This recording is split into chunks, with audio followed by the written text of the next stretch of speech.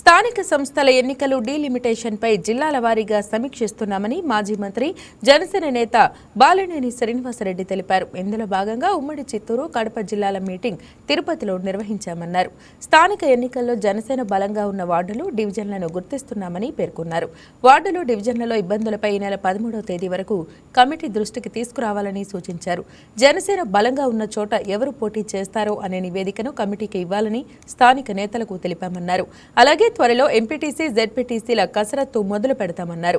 ప్రతి నియోజకవర్గంలోని అన్ని మండలాలలో పర్యటిస్తామని, రాయలసీమ జిల్లాల్లోనూ జనసేనను మరింత బలోపేతం చేస్తామని బాలినేని స్పష్టం చేశారు. కూటమిలోని ఏ పార్టీ ఎన్ని సీట్లలో పోటీ చేయాలనేది CM Chandrababu, deputy CM Pawan Kalyan నిర్ణయిస్తారని వెల్లడించారు. ఇక ఈ సమావేశంలో నెలకొన్న గందరగోళంపై జనసేన నేత పసుపులేటి సుధాకర్ క్లారిటీ ఇచ్చారు.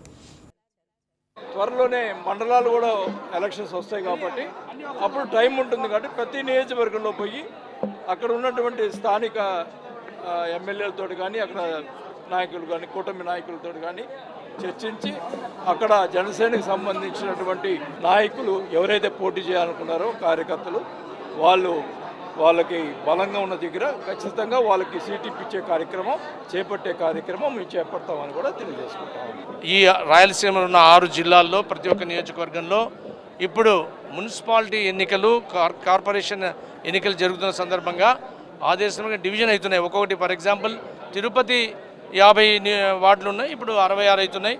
అలాగా చిత్తూరులో కూడా ఒక 16 యాడ్ అవుతున్నాయి.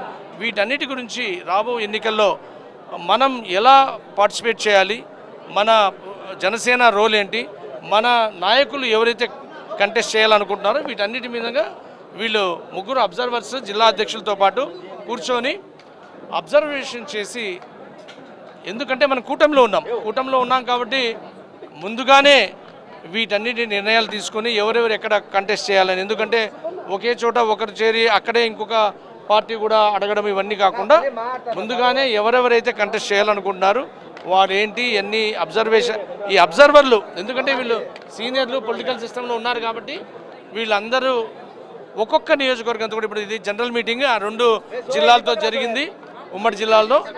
ఇప్పుడు ప్రతి ఒక్క నియోజకవర్గంతో కూడా జిల్లా అధ్యక్షులు, ఈ అబ్జర్వర్స్ కూర్చొని ఎవరెవరు ఏమేమి, ఎక్కడ మనం బలం ఉంది, ఎక్కడ మనం కంటెస్ట్ చేయగలము, ఎలా ముందుకు వెళ్ళాలనే ఆలోచనల మేరకు పవన్ కళ్యాణ్ గారి ఆదేశాల మేరకు రావడం జరిగింది.